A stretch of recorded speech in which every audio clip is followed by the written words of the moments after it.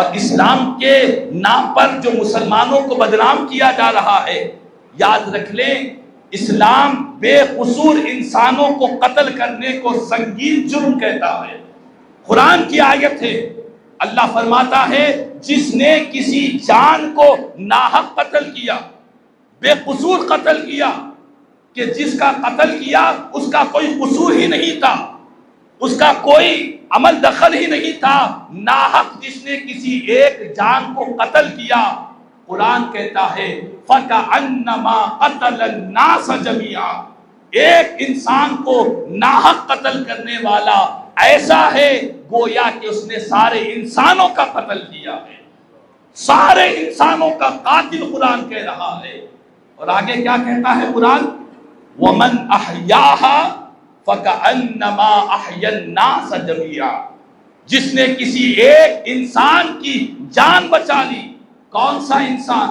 مسلم، کافر، یہودی، نصرانی نہیں، جو بھی انسان ہو، چاہے وہ اسلام کا ماننے والا ہو یا نہ ماننے والا ہو، جس نے کسی ایک انسان کی جان بچا لی گویا کہ اس نے سارے انسانوں کی جان بچا لی ہے، سارے انسانوں کی جان بچانے والوں کے برابر ہے۔ تو یہ مذہب اسلام کی تعلیمات ہے۔ تو اسلام کے نام پر بے قصور لوگوں کا قتل کرنے کو اسلام حرام قرار دیتا، یہاں تک کہ ہمارے فقہا نے اپنی کتابوں میں لکھا ہے کہ اگر کوئی کافر ہے، غیر مسلم ہے، مسلمان نہیں ہے، وہ مر گیا، مرنے کے بعد بھی اس کے جسم کو کاٹنا،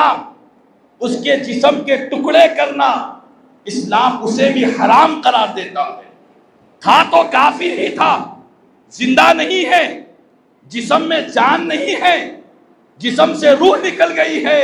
پھر بھی اسلام کہتا ہے وہ کافر تھا لیکن تھا تو وہ انسان تھا تو وہ آدمی تھا۔ تو احترام آدمیت، احترام انسانیت کی اسلام تعلیم دیتا ہے، اور یہ کہتا ہے کہ کسی کافر مردہ ہے تب بھی اس کے جسم کے ساتھ بے حرمتی نہ کی جائے، کوئی کافر مردہ پڑا ہوا ہے تب بھی اس کے جسم کے ساتھ بدسلوکی نہ کیا جائے، یہ اسلام کی پیغام رحمت والی تعلیم ہے۔ لیکن افسوس، صد افسوس کہ جس اسلام نے ایسی تعلیمات دی ہے، آج اس اسلام کے ساتھ کیسا بدسلوکی کی جا رہی ہے، اس اسلام کو کیسے بدنام کیا جا رہا ہے۔ یاد رکھ لے ناحق کسی انسان کو قتل کرنے والا، دہشت گردی کرنے والا، جو ٹیررزم میں شریک ہوتا ہے،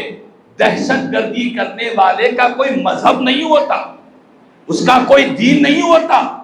ناحق قتل کرنے والا، دہشت گردی کرنے والے کو کسی مذہب کے ساتھ جوڑا نہیں جا سکتا، اگرچہ کہ وہ دعویٰ کرے کہ میں فلاں مذہب کا ہوں، فلاں دین کا ہوں، کیونکہ وہ